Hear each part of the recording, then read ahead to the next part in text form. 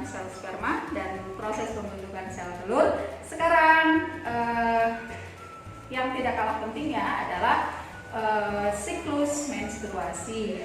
Meskipun siklus menstruasi ini hanya dialami oleh perempuan, ya, tetapi bukan berarti laki-laki tidak tahu.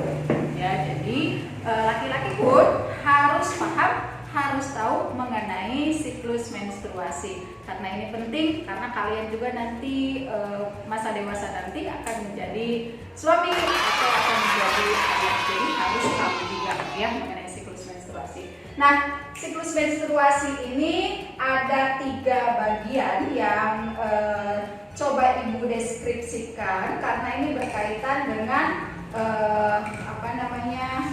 rahim atau uterus, dinding rahim, juga berkaitan dengan hormon pada ovarium, juga hormon yang dikeluarkan oleh otak kita. Jadi otak kita akan mengeluarkan hormon FSH dan LH. Apa itu FSH? FSH itu adalah follicle stimulating hormone. Jadi hormon yang berfungsi untuk menstimulasi pembentukan folikel atau pembentukan sel telur, ya. Dan yang kedua adalah LH atau luteinizing hormone. Apa itu luteinizing hormone? Jadi hormon yang berfungsi untuk terjadinya ovulasi. Apa itu ovulasi? Ovulasi itu keluarnya sel telur dari ovarium menuju tuba falopik. Ingat? Sekali lagi Ibu anggap kalian sudah paham apa itu ovarium, apa itu uterus, rahim, apa itu tuba falopik. Ya, jadi tuba falopik sebuah tuba atau tabung yang berfungsi untuk menerima sel telur yang sudah matang dari ovarium menuju tuba falopik. Ya, nah ketika seseorang perempuan yang sel telurnya sudah matang, maka tidak dibuahi oleh sperma, ya, berarti sel telur sudah keluar dari ovarium menuju tuba falopik. Di tuba falopik tidak terjadi pembuahan oleh sperma, maka apa yang terjadi? Sel telur tersebut akan terus berjalan di tuba falopik sampai dia matang. Benar-benar matang dan nutrisi dalam sel telur itu sudah hilang, jadi sudah tidak bagus lagi. Nah, ketika tidak dibuahi oleh sperma, maka disebutnya menstruasi. Kondisi menstruasi di mana dinding rahimnya ini mulai luruh. Jadi anggap proses menstruasi itu sekitar kurang lebih 7 hari, paling lambat itu sampai 10 sampai 15 hari. Lebih dari 15 hari kalau dalam Islam itu disebutnya darah penyakit, berarti ada sesuatu dalam rahimnya. Nah, keadaan hormonnya baik itu hormon estrogen maupun progesteron keadaannya rendah. Jadi hormonnya rendah, tidak tinggi. Nah, selesai menstruasi. Nah, menstruasi itu berarti rahimnya luruh. Makanya kenapa orang yang menstruasi itu sakit. Jadi bayangkan aja kalau kulit kita iritasi itu sakit. Nah, sama saja rahim kita yang tadinya menebal, banyak sekali pembuluh darahnya, ketika menstruasi dia luruh, pembuluh darahnya hancur, makanya darahnya keluar. Setelah proses menstruasi, selanjutnya praovulasi. Jadi ingat, ketika menstruasi di sini ada FSH.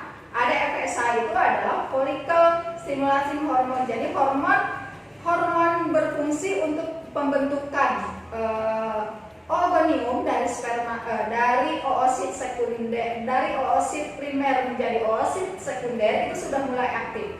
Jadi ketika rahimnya menstruasi mengeluarkan darah, maka ovariumnya itu sudah ada perintah dari otak untuk pembentukan sel telur. Jadi hari pertama menstruasi, maka FSH akan keluar menuju ovarium untuk pembentukan sel baru lagi.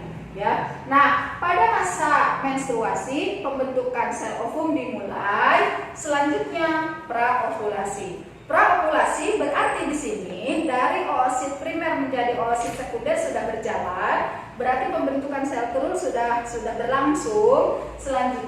Di mana keadaan hormon progesteronnya tetap rendah, tetapi yang meningkat adalah hormon estrogen. Jadi hormon estrogen meningkat, ya, mulai meningkat. Kemudian hormon LH juga sudah mulai aktif. Ya, selanjutnya hari ke-14 ini disebut dengan ovulasi. Ovulasi itu keluarnya sel telur dari ovarium menuju tuba fallopi. Ini yang disebut dengan masa subur. Ya, masa subur. Masa subur itu artinya ovum ini siap dibuahi oleh sperma. Ya, berarti keadaan nutrisi di dalam ovumnya juga sudah bagus. Nah, bagaimana keadaan hormonnya?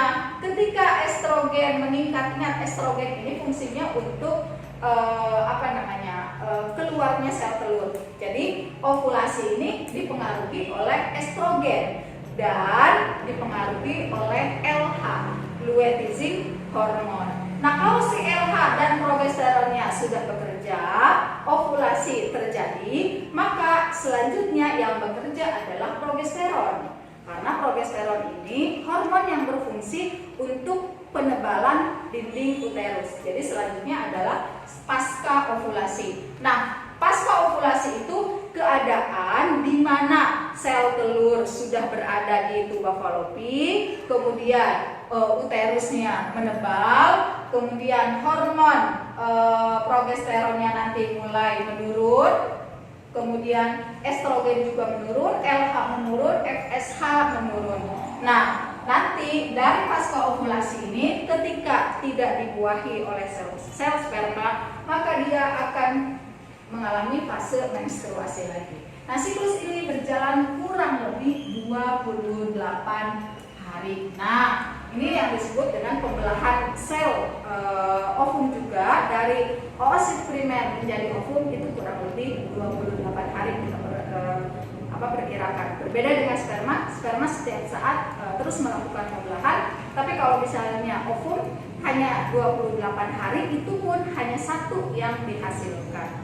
Jadi luar biasa sekali, perempuan itu sangat dimuliakan. Dari proses pembentukan ovumnya juga sudah sudah mulia, sudah khusus gitu ya. Hanya satu sel telur yang dihasilkan selama 28 hari. Nah, demikian kira-kira yang bisa Ibu sampaikan untuk